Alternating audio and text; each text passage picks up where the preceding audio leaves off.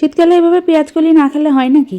তার জন্য পেঁয়াজকলিগুলো লম্বা লম্বা করে কেটে নিলাম। আলু নিয়েছি, আলুগুলো খোসা না ছাড়িয়ে মোটা মোটা করে কেটে একটা পেঁয়াজও কেটে নিলাম, তারপর ভালো করে ধুয়ে নিলাম।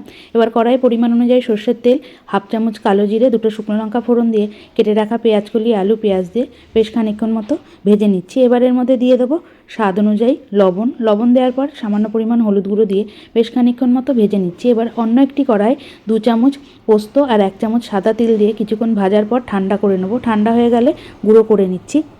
ঠান্ডা হয়ে গেছে, এবার মিক্সির জারে দিয়ে গুঁড়ো করে নিলাম।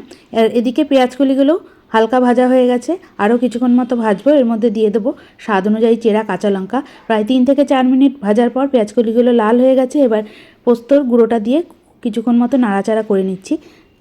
এইভাবে গরম ভাত কিংবা ডাল ভাতের সঙ্গে খেয়ে দেখুন পেঁয়াজকলি পোস্ত। আশা করছি রেসিপিটা আপনাদের ভালো লাগবে। সামান্য পরিমাণ চিনি দিয়ে কিছুক্ষণ মতো রান্না করে নামিয়ে নিলাম।